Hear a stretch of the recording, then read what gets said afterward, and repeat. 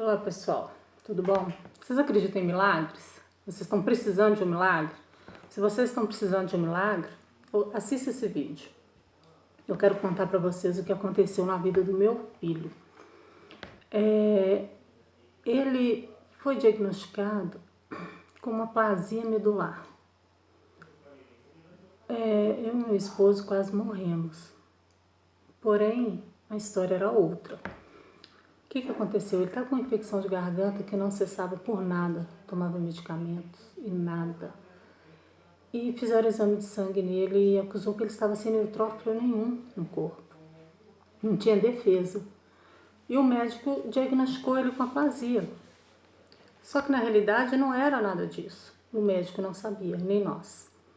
Ele tinha tomado o Rocutan, tratamento de espinha, como todo adolescente faz. E o Rocutan matou as células de defesa dentro da medula óssea dele. E nisso ele é internado, a gente com diagnóstico de aplasia, ele com a garganta completamente tampada, não conseguia se alimentar, ficou 11 dias na realidade sem se alimentar. Deus que segurou ele pelas mãos. E o que acontece? Chegou nesse hospital, um hospital particular que nós estávamos, e o médico não tinha mais o que fazer. Mandou a gente despedir dele, falou que naquele final de semana ia deixar o UTI reservado para ele, mas que acreditava que ele não chegasse nem no final de semana. Isso era uma quinta-feira. Aí o que acontece? A gente não aceitou o diagnóstico. Ele chamou o psicólogo, mandou chamar a família, despedir dele. Foi todo mundo lá e aquilo no meu coração falando, não é isso, não aceita isso, as coisas vão mudar. E meu marido pegou e falou, vamos tomar uma posição. Vou perguntar o que o médico tem para fazer pelo nosso filho. Perguntamos ao médico, ele falou que não tinha mais o que fazer, que a cidade não dava essa condição para ele, que ele não tinha equipe para poder tratar do nosso filho. E nisso nós pedimos a transferência. Neste caso, o médico virou e falou assim, tá, eu dou a transferência, mas não acredito que vocês vão conseguir. Só que Deus já estava no negócio e ele não sabia disso. Então, nós entramos em contato com a cunhada minha de Ribeirão Preto e ela prontamente nos ajudou. Que Deus abençoe muito a vida dela por isso e que ela conseguiu que o HC pegasse o caso do nosso filho. E na mesma madrugada, ele foi transferido para o HC.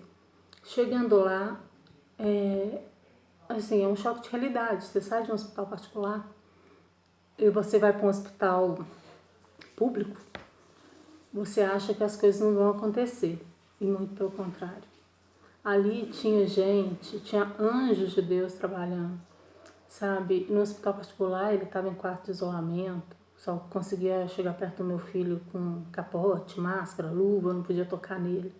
Um horror, né? Você é acostumada a beijar, a abraçar o jovem e de repente você não pode nem tocar no seu filho. O que acontece? Chegou lá, ele foi para um quarto coletivo, refizeram todos os exames e as informações não casavam, porque 0 de neutrófilo, mas os outros itens, as outras coisas que precisavam ter caído, né, para confirmar uma aplasia, não estava normal, não caía. E nisso os médicos, naquela luta e tentando, e eu comentei do Rocutan, e um médico comentou com o professor dele. O professor dele falou assim, é possível porque existem 2 relatos de casos assim no Brasil. E meu filho foi o 3º relato. Eles chegaram à conclusão que era o Rocutan. Fizeram todos os exames, fizeram tudo que tinha que ser feito e realmente era o Rocutan. E começaram o tratamento nessa linha. Só que o Rocutan fica 30 dias no organismo. Quer dizer, durante esses 30 dias, meu filho não podia ser infectado com nada. Ele não podia ter contato com vírus, bactéria, nada.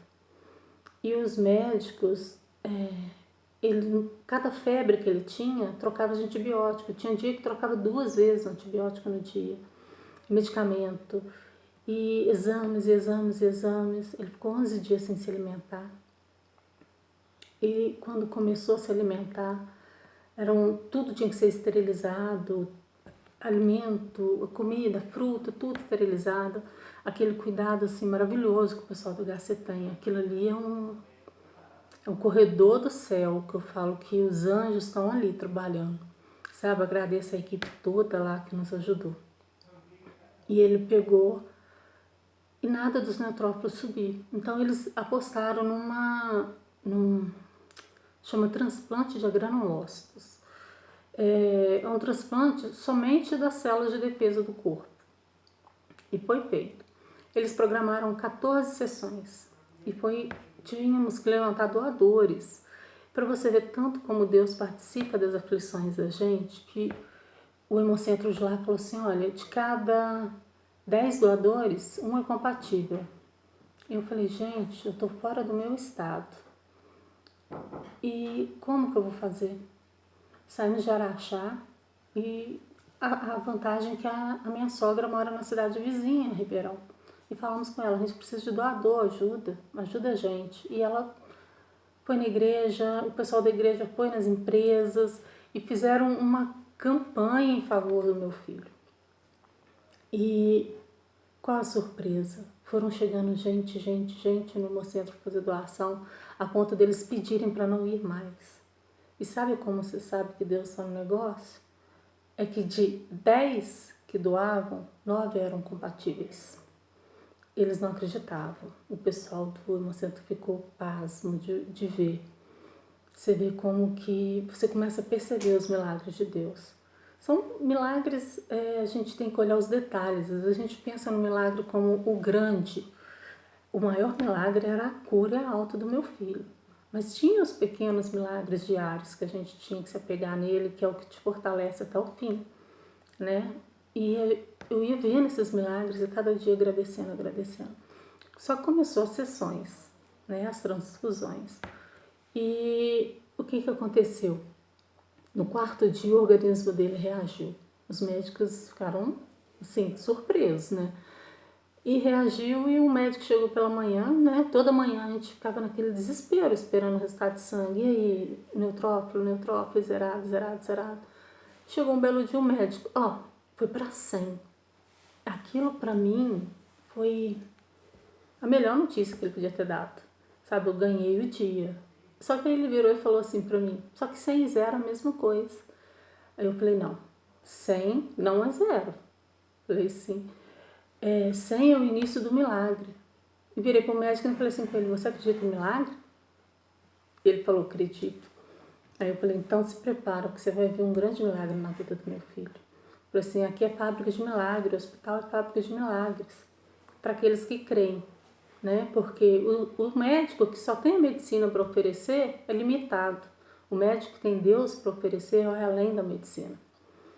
E foi essa luta. A segunda transfusão, o granulócito, né? O neutrófilo dele, acho que foi para 1.500, se não me falha. E foi subindo, onde o normal é entre 3.000, acho que até 4.000 é normal, se eu não me engano.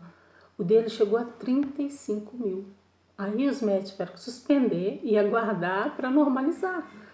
E como a infecção na garganta dele estava muito séria, ele chegou a perder uma parte da epiglote. Os médicos falaram, prepara a UTI, porque quando os neutrófilos vierem para combater essa infecção, vai tampar a respiração dele. A gente vai ter que talvez até entubar ele. Fizeram aquele suspense, né? Porque eles ficaram muito preocupados. E eu peguei, ajoelhei, eu lembro que eu fui no banheiro e falei com Deus, meu marido também ajoelhou e falou com Deus que a gente não aceitava, que Deus estava conduzindo tudo até ali. A gente não aceitava que meu filho fosse para uma UTI, né? O nosso filho tinha que estar ali com a gente até a alta. E qual é a surpresa? Que a infecção da garganta passou sem ele precisar sair do quarto que ele estava. Os médicos ficaram assim, eles ficavam espantados, né? Porque eles faziam uma pré-diagnóstico, né? E não acontecia, porque Deus já tinha o dele preparado. Então, onde que eu falo, a gente tem que acreditar. Eu não sei se você está passando por algum problema sério, se está vivendo alguma situação de doença, mas acredita no médico dos médicos. Ele é o que dá a palavra final. E fomos nessa luta até que ele teve alta. 31 dias no hospital e ele teve alta. Aquilo assim, ele emagreceu horrores, mas ele estava vivo. Deus tinha devolvido a vida para ele. Eu vi ele ir pro leito de morte. Meu marido perdeu o chão junto comigo, sabe? Mas o que aconteceu? Nós nos posicionamos diante de Deus, sabe? Meu esposo assumiu um compromisso com Deus, sabe? Eu assumi um compromisso com Deus. E Deus sondou o coração da gente e viu que era verdadeiro, sabe? A nossa igreja estava em clamor pela vida do meu filho, e muitas outras igrejas, meus familiares, os familiares dele, estava uma corrente de oração em favor da vida do Raniel. E Deus ouviu o nosso clamor. Então não cesse de orar, independente qual seja o seu problema, não cesse.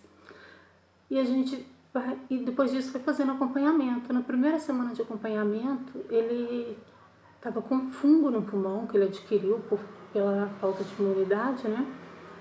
E esse fungo gerou um derrame pleural.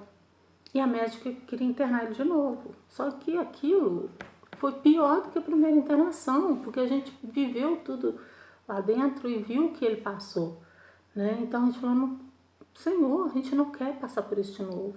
E internar, e aconteceu que meu marido combinou com o médico, eu venho amanhã cedo para internar ele, dá o tempo da gente chegar em casa, respirar, eu conversar com ele, preparar o espírito dele, para que a gente volte aqui. Chegamos no outro dia, ele ainda falou, vou deixar a internação agendada. Tá bom, fomos. Chegando no outro dia, cadê a internação? Não estava agendada. Falaram que a gente se recusou a internar ele. Naquele momento, assim, a gente ficou muito chateado, porque não tinha sido aquilo combinado, né? E, quer dizer, o médico mentiu. Mas já a gente é limitado, a gente humano é limitado. Ali já era o agir de Deus. Deus não ia permitir que meu filho fosse internado novamente, que o nosso filho passasse por aquilo tudo de novo, né? E nisso o médico que estava de plantão falou, não, vou atender ele, vou colher o líquido da pleura. E pela cor do líquido eu sei se a gente vai internar ele ou não. Aí colheu o líquido e falou assim, podem ficar tranquilo, não é nada maligno. Conversou com a equipe da infectologia, eles falaram, não, vamos aguardar. O organismo dele vai eliminar. E o organismo dele eliminou o líquido. E o organismo dele está finalizando a eliminação do fungo, porque é um fungo que é demorado o tratamento dele. Então nós estamos já em julho, agora vai fazer 1 ano que a gente está nessa luta. E ele está assim, com resquício de fungo, como diz a médica, é praticamente uma cicatriz, mas a gente não pode liberar. Então ele ainda continua em tratamento, mas o milagre da vida Deus já fez. Devolveu para ele, está saudável, alegre, voltou a ser o mesmo filho animado, né? Então eu te falo, às vezes a gente passa por situações que tiram o chão da gente. Eu e meu marido parecia que a gente estava morrendo ali junto. Parecia não, a gente estava morrendo ali junto. Só que Deus estendeu a mão, teve misericórdia. Deus é misericordioso com todos os seus filhos. Então, creia, acredite, cuide do seu relacionamento com Deus, porque Deus vai ouvir o seu clamor, seja ele qual for. E eu agradeço você por ter ouvido esse meu testemunho de um milagre de Deus, e que Ele te fortaleça, e que Ele te dê fé para você lutar pelo problema que você está passando. E eu peço que se você conhecer algum jovem que está tomando esse medicamento, peça aos familiares dele que fiquem atentos com isso, para que eles não passem, se possível, suspenda esse tratamento, pegue um outro. Isso, sinceramente, não é de Deus. E se você puder também compartilhar esse vídeo para que outras vidas sejam alcançadas, que outras pessoas sejam confortadas na luta que elas estiverem passando, eu agradeço. Então, um abraço, muito obrigada. Deus abençoe todos vocês.